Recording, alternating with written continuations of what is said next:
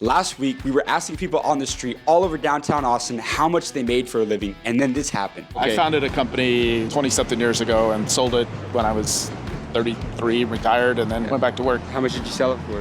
$1 billion, $30 million. Oh my gosh, that's amazing. Amazing, right? Glenn sold his company over 20 years ago, retired, and then went on to travel the world. He is now back to work creating a new startup, and he invited us to spend a day with him to see what it's like standing in the shoes of a multi-millionaire. If you're new here, I'm James, and with Jack and Josh, we're the School of Hard Knocks. Every week, we talk to millionaires and share their stories and advice with you all here on YouTube. So subscribe if you're up for that, and let's go meet Glenn. Awesome. Glenn, what's going on, man? How you doing? Hey, Glenn. Great How to are see you. See you again. Who is Glen Boyd, and what's a little bit about your story and where you got to where you are now?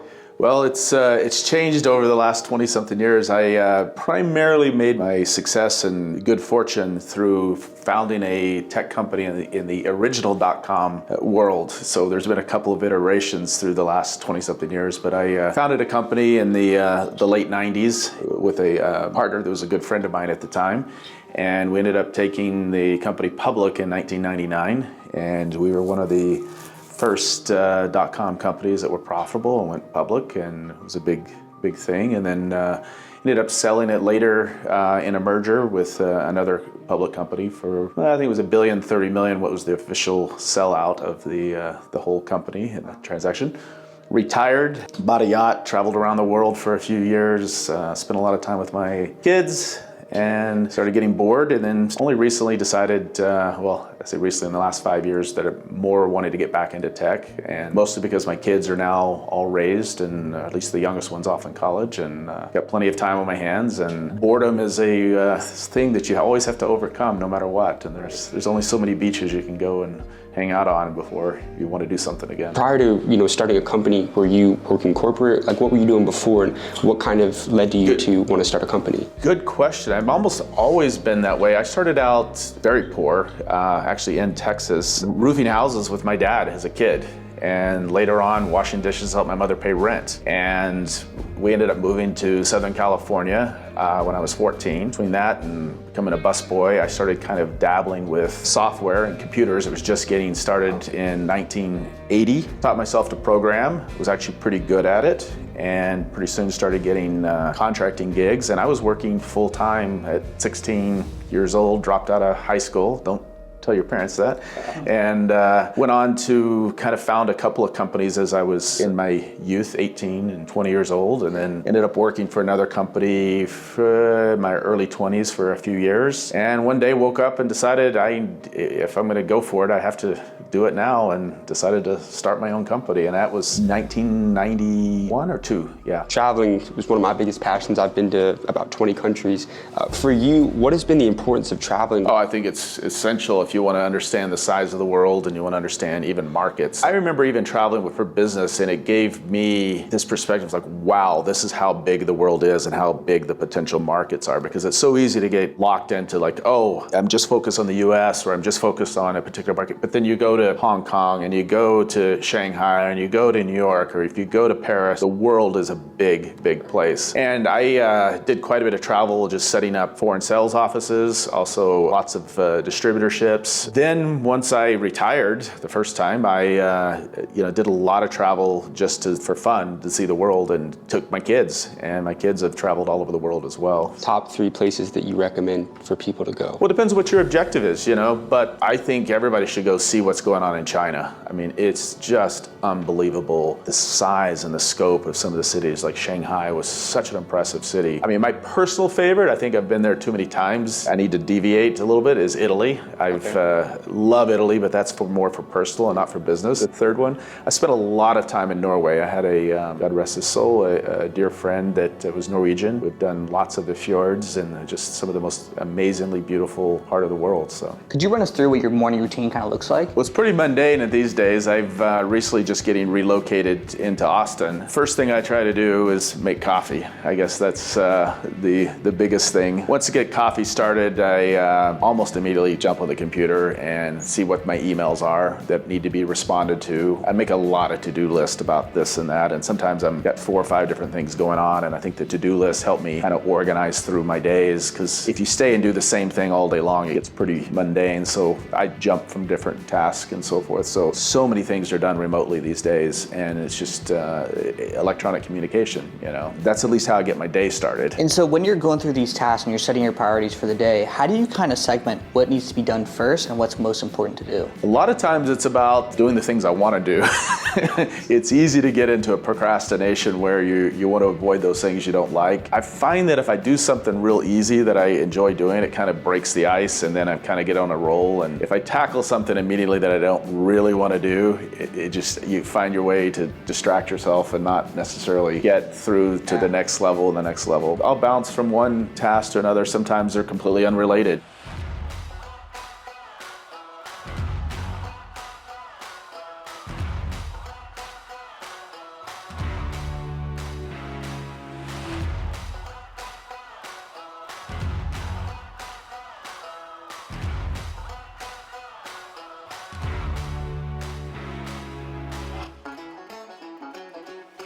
What are your thoughts on cryptocurrency and Web3 and the new blockchain developments that are coming out? Well, I definitely think there's going to be a place in the world for blockchains. They do have a purpose. Most recent development is going to be interesting to see how that plays out with Ethereum going proof of stake versus proof of work. It's great because it's no longer as intensive on the environment, but whether or not the decentralization, which is the whole reason you have a blockchain, is going to stay decentralized. Decentralization it's got its purpose because the whole world is becoming decentralized. I mean, and we're doing tons of Americans are, hiring white collar work, remotely.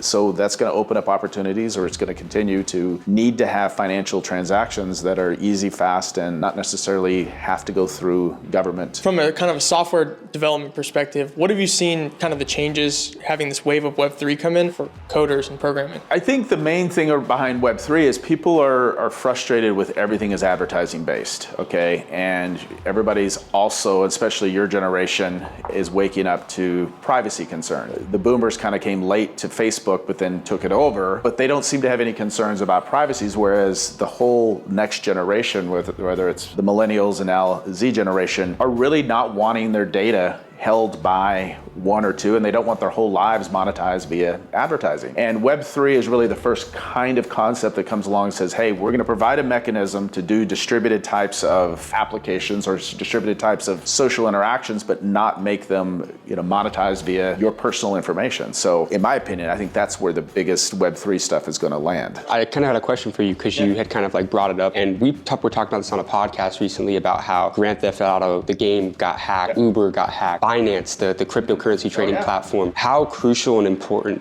do you think is cybersecurity going to be in the next 10 to 20 years with how enhanced development is getting and people are hacking? How big do you think that industry? Massive. Anybody who asks me where should I start in the tech world if I wanted to have a guaranteed career, I tell them cybersecurity, information security, really. It's just now starting to get into the mindset of CEOs and at all levels of a corporation where security is thought about from the design of the product all the way up. It's like we've built all these buildings without locks and doors on them, or so cheap that anybody can break into it, and then all of a sudden we're shocked and surprised. But it's hard.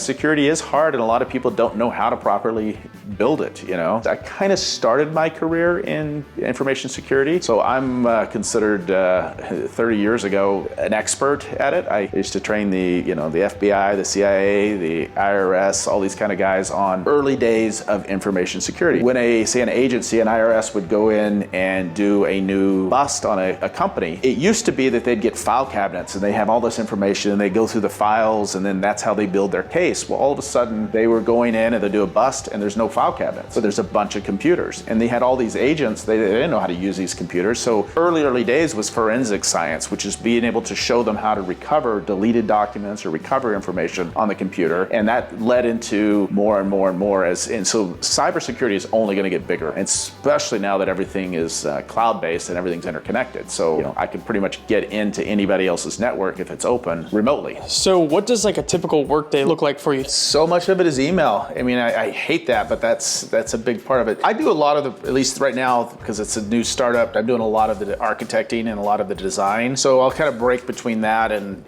do sketches and works on workflows. And I'm a big believer in checking off list items, so whatever that may be, and because it's early stage, so much stuff requires just communication. And, I take breaks. I get out, do a hike. There's also a really beautiful area on the 10th floor. It's got, so I'll go down there and do some work there and spread out on the big conference table. Have you ever had like an idea for a company that you were going to start, but it just like didn't work out, or you just put it away? Well, I think the ideas are the easy part. The doing is definitely hard, and I have tons of ideas, and I usually start and investigate them and take them through like, okay, what would that be like, and what's the viability of that, and what's the competition of that? And at different times I've almost started stuff, and then later something would happen either in my life that would derail that, or I would decide later it just wasn't something I'm that passionate about. You dig into it, it's a great idea, but it's like, what if this is successful? Do I really want to do this for another 5 years? No. Pick something you want to be spending a lot of time with, because it's almost like creating a child. You're going to be spending a lot of time doing this thing. It's going to take years for something successful. Even the most successful companies usually take 3 to 5 years minimum. You got to find something that you want to be doing every day that doesn't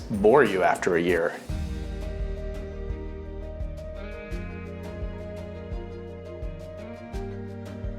Something that we've been kind of like talking about today is, kind of like your work-life balance. We've talked a lot about it, like prioritizing your health and how health is wealth, and how important really is. Well, it's not just your mental health, it's your physical health, especially tech, and also with everything remotely working these days, I can find myself working 8, 10, 12-hour stretches. If I do that too many days in a row, it also depletes my creativity. Then I'd find myself just staring at the computer. So that's why I break it up. I'll come down and use the rec area and set up a little workspace. I think this was kind of just different than the way the work environment used to be. Traditional office didn't work that way. You were constantly engrossed with people, or you had conference rooms and you were constantly in meetings, but now it's so much of it's isolated. You have to put yourself in a mental health space that, even though you're working alone, but you also want to balance that. As a business owner and for your first company, what was the biggest challenge that you faced? How did you overcome that? It wasn't enough hours in the day.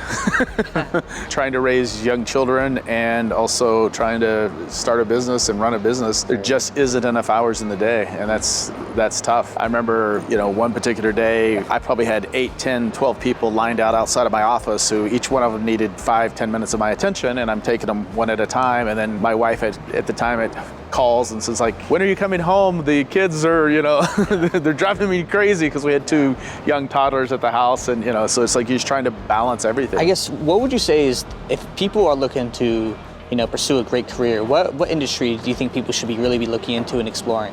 Well, I mean, I can only speak to things that I'm familiar with, and that's the information security world is going to be massive. It already is. It's growing more. It's not going to go away. And there's not a lot of fields like that anymore. I think it's a huge opportunity for somebody who's starting young. There's so many different directions you can go with it. If you were given $100,000, right, and you were told to start a company, what would you do? Immediately, you would probably want to start in a service industry and try to get some income coming in, because with that kind of level of capital, you're not going to be able to immediately go into building a high-tech industry. Right. Or if you've got the skill set, take the year off of work and write it yourself or build it yourself. If you can do that. I was fortunate enough I could do that at a young age. Not everybody today can. So that's would be investing in yourself. What is your best kind of like financial advice to younger people during this time of like the recession, or just in general, like with kind of the economy not being in a great spot, that you recommend to people kind of looking to do with their money? I think the inflation thing's interesting because it's worldwide. It's not particularly just the US, and so much of it was a result of 2 things. One was the pandemic and the supply chain disruption, and the other one is, corporate greed, which has been obvious that the profits are up at a world-time record, and that's being translated into inflation everywhere. So I think inflation is going to adjust a little bit, mostly because corporations are not going to be able to be as greedy as they have been this past time, and the supply chain is also going to start to level out. Are we headed into a recession? Recessions only last a couple of years, and they can be painful, but I think the mistake we always made, and I've made this mistake myself, is that when it's happening, it feels like everything is so dire and it's never going to get better. When it finally does get better, it's like the clouds just part and you forget how bad it was or how bad you felt at the time. It's almost like depression, and vice versa. You forget the good days when it was like, oh my God, it was so great last year, and you think this thing's gonna go on forever. The key is to remind yourself that it's temporary and plan for that. You know, that's why savings accounts are good. Also, don't go so dire. I think it's an excellent time to start a company when it goes into a recession. Labor is cheaper. You get people who want opportunity, who want to work harder. I will wait on doing a remodel, and I've done this before in my house. I'll wait for a recession to happen. Why does that happen? Because, you know, I'm going to spend the same amount of money, or actually spend less money. Recessions are not always a bad thing.